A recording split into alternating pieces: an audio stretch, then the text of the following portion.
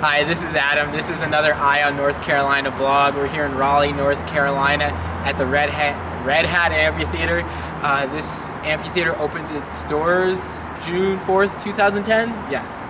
And it holds over 5,000 seats, and we're here with Taylor, the venue manager, to talk about the history and what type of acts and kind of get a brief history of this awesome venue in downtown Raleigh. So nice to meet you, Taylor. You too. Thanks. And thanks for coming out. I'm happy to be here. So what's the history behind it, and how do you guys decide the acts that come in? Well, it's a city of Raleigh-owned venue. Like you said, we've been open. We're entering our 5th year right now. We partner with Live Nation. So Live Nation, the biggest concert promoter in the world, they do 15 to 20 shows with us per season. And then on top of that, we do city shows and we'll do rentals. We try to do some free community shows or low ticket price shows. So, I mean, Live Nation controls the majority of those big ticketed acts that people want to come down and see. And you know, they're just booking everything that we're really big into indie rock and up and coming rock and roll. We do hip hop and we do country and some throwback rock, and so we try to give something for everybody in the community as our goal. Right. And when you do more local events, is that more in your control compared to Live Nation? That's kind of the city of Raleigh's shtick, so to speak. Right. So we do July 4th. We have fireworks that are geared towards viewable from the amphitheater, and we'll do regional acts. And so we have creative control on those shows. I mean, in essence, we really do. We manage the venue, but when it comes to programming the acts on the free shows, we do that. Like we've got Cage the Elephant in the Foals coming early May. That's a free show. I mean, they're a national act that Live Nation helped us book, but so we're good partners with that, and we try to bring in a variety of entertainment downtown. That's awesome, and I like how you guys have free shows here to make it not only affordable, but open to the public, and you can come on in, bring your family, and that's awesome. Yeah, best 4-letter word is free. Yeah, you know? yeah, so, it is. We do symphony shows here for free sometimes, and we just want, you know, it's being a city-owned venue in the middle of downtown. We want everybody to be able to come and enjoy the venue, not just if you're into up-and-coming rock, you know. Right. We want something for everybody. Right, and this is such a beautiful setting right here in downtown. You have the convention center, and you definitely get a feel that you're in downtown, you're part of Raleigh, and you're listening to some good music. Yeah, this site here is the future expansion site for the convention center. And so the city owned this lot years ago when they were building the convention center now, and we ended up looking out and being like, instead of just being a parking lot or a throwdown lot for trucks and buses for the convention center side, we decided to build it. I mean, this is a $10 million piece of property in the middle of the city here. So, wow. You know, we're entering our 5th season. We probably have at least another 5, 6, 7 years. We're not, you know, it's kind of still being decided now based on when the expansion of that venue will happen. But I think it's been embraced by a lot of people downtown, and I think that it's just gotten better every year. We started out at about 20, 25 shows. Now we're up to 30, 35 shows. Wow. We hosted the Bluegrass big festival that Steve Martin was standing where we were at right here, and awesome. Right here, Steve yeah, Martin. Steve was jamming away on his banjo right here. So yeah, the performer does have an amazing view, and this is one of the few spots when you're in town here that you can actually stand still and really get a good view of the shimmer wall, because you're either coming down Dawson Street or you're on McDowell looking up driving, and so people are standing here and we've got lights that shine on the shimmer wall, and it's just an amazing. Sometimes bands even throw their own logos or do their own lighting up there. Wow. So they incorporate the shimmer wall into it as well. Yeah, I'm sure for the artist it's very inspirational to be on stage and have that up there. It's yeah, we had really cool. Phil Lesh was on stage a couple years ago, and from the Grateful Dead, the bass player, and I'm a big fan of them, and he made a comment about our shimmer wall, and I was like, oh, Phil, man, Phil just like he said how beautiful it is. We've had the Bare Naked Ladies have done their improv songs about the shimmer wall, and it's kind of cool. I mean, I think we're kind of getting, you know, when a lot of bands go and they play a shed, such as like Walnut Creek. I mean, great venue, but you're playing to just what you're seeing right there. Right. Whenever you're something different, we can add something different down here. Looking up and seeing the shimmer wall, being in the middle of the city. You know, across the country, there's not a lot of venues. There's a few, but that are right in the middle of downtown, walkable to bars, walkable to, if you live downtown, you know, walkable to anything you want. But we have the R line, the free circulator bus, so you can be over in Glenwood South eating dinner, catch the free bus, come over here and come into the venue. It's not an isolated venue. You could go out to dinner, then come to a show. It's very fan friendly, you know, to make it an evening, not just coming to some venue that's in the middle of a field and having a great time. Yeah. So let's take a tour and we'll check out some of the seats and some of the views, and we'll go from there. So we're here in the seating area. You know, as I said, there's 5,000 seats, and they have the flexibility to kind of put in seats or have general admission. And Taylor's going to give us more on how that works. We're actually 6,000. 6,000 capacity, and we've got our main gates up here. And these seats are bolted in. I mean, there's no moving these, but we do have the opportunity, as you saw in the last segment, that the seats go down whenever we need them, and then we also have the ability to take those up and have more of a general mission style seating. So we had widespread panic for a couple times. Seats are up and people are just walking and doing whatever you want, and then you could do whatever you want. Yeah. No, I'm just kidding. And then we do a couple electronic dance shows, and so the seats don't get in your way down there. It gives us more flexibility to do different kinds of events down there. But we also have VIP boxes and full concessions. So we've got full beer, wine, liquor, food. We've got everything you need. You don't have to go out to eat before you come. You could eat and do everything you want to do right here in the Rough.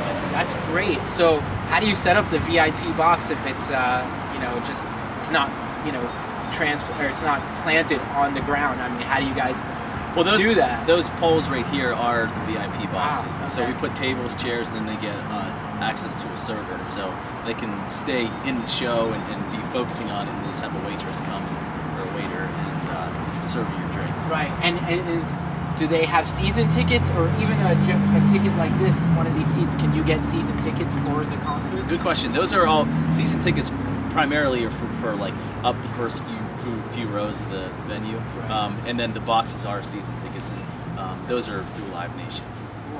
Cool. And so this season, what type of acts do you have coming in? Well, I mean, we're still working on our schedule. It's still a little bit early, but we've got Il Volo coming. They're like the Broadway musical, like show tunes guys. They create pretty good hype, probably for your mom and my mom. Yeah. We've also got Rick Springfield and Pat Benatar locked in. Wow. Coming back, it's a little bit of throwback, you know. And those guys have got cult followings. But we've been working on a lot of things. We've got a lot of holds with bands, and we're very hopeful and confident that this is going to be a great season. And we just keep getting bigger and better. Like I mentioned, we've got that Caged Elephant Foals free show. There's no ticket required for that one. That's on May 2nd. You just show up in this general mission. You can stand and do wherever you want to go. And I'm sure that's going to be packed. I mean, that's going to... I think so. I mean, we had a similar situation. We did the Silver Sun pickups last year for free. They're really good. They're great. Yeah. And so we had a capacity crowd that night. It was just show up and come on in. And it's also First Friday downtown, so the big art walk exhibiting around town. So it's just another stop around people's trek. That's great. And I noticed this little hill here. Is that open for people to bring their picnic baskets and blankets? You can bring blankets. We don't allow lawn chairs. It's really a steep grade, and so it's not a steep grade, but it's not comfortable lawn chair. Right. Picnic baskets we don't allow. It's more you can bring in one bottle of water sealed, but food and those things we have those options inside. Right. And we also partner with the Empire Eats, which owns the Pit and City and Raleigh Times, and those guys will bring down. They provide us food, so we've gone different variations. Right now we're working mostly with the Pit, and they bring us a chicken or our pulled pork sandwich, and it's more hog-based food, but it's popular. Yeah, it's the popular food. So you can go to the restaurant, or you can just come here and eat the sandwich and watch the show. Cool. And one more question I had about the seats. So, how do you guys upkeep this with the snow coming in the winter? I know we had a lot of snow this winter, and how do you maintain? They look in pretty good shape. How do you guys? Yeah, these seats we've had them since we opened at the very beginning, and they are all weather. I mean, these stadium style seats can be in any of the stadiums across the country. So if you go to Heinz Field in Pittsburgh, these same style seats are there, and they're exposed to weather all year round. We do have the seats that are removable down front that we do take in the off season, and then as soon as the season starts back up again, we'll bring those bad boys back out here. We take like our spotlights and certain things. I mean, being in the off season, we do take down a few things in the concession items, but you know, it's a very simple venue, but at the same time, I think that's good. You know, you don't want to be. It's a great view from anywhere in the whole venue. I mean, at the very, very back, it's only 212 feet, so it's not that far to the stage. And it's sloped, so someone up here can definitely have a great view still without being impeded with people right in front of them. That's right. I like that gradual slope down. It's a 4% grade. It's not so that you're like you don't feel uncomfortable, but it's enough that you can see over the people's heads that are down front. Right. That's great. And with the weather here in Raleigh, I mean, when it rains, do you guys cancel a concert, or have you've had instances where I'm sure the performer's on stage and it's pouring? Yeah, that's a great question, and it's something I deal with at every show. The shows are rain or shine. I mean, being in North Carolina, you know, what's the saying? Like, if you don't like the weather, wait 15 minutes, you know? So we get storms that come in and out, but our policy is rain or shine. We do the best to get the show on as scheduled. If it's just raining, the show continues. If we get lightning and high winds that are interfering with the gear, or at a safety risk for our patrons, then we will delay the show. And when that happens, we're lucky that our sister venue is the convention center, so we're all linked in together, and so we can just simply open the doors of the convention center. If it gets really severe, we just usher people in there, or we've got the parking garages surrounding the venue that we just take people into. As soon as the storm passes, bring everybody back out. The show goes on. We've had over 100 shows here, and we've only canceled one show in 4 years. So, I mean, we've got it's not bad. We don't really, I mean, being exposed to weather can be, you know, quite a risk. At the same time, if you put a cover on this, which we had initially looked at, you would lose the view of this, lose the view of the city. And so we thought it was better to be, I mean, sure, you might be at risk on a few shows, but on the nice nights, it's beautiful. I bet. And the sunsets are gorgeous. And well, we're happy to be out here. I also wanted to ask, you mentioned the soundboard. Do the artists bring in their own, or you guys have your own system? What is kind of the way you go about that? That's a good question. We don't have house sound and PAs or sound and lights here, so every show they bring in their own sound system. For the most part, we'll rent local sound and lights, and then the tour will bring in. Typically, they'll bring in their own board, and they'll just link into the local racks and stacks that we've got in here that we'll hang for them. So that kind of makes it easier on you guys, instead of, you know, having your own system that you always have to maintain. It's on the part of the artist, and that's great.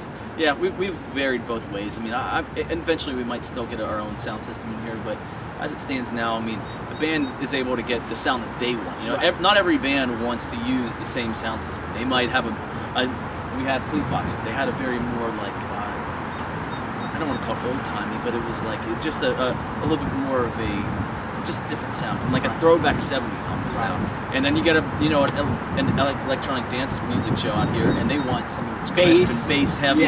You know, so every show kind of has different needs, and so that's why we find it better just to either rent, or the tour probably about 65% of the time is traveling with their own sound and lights anyways. Cool.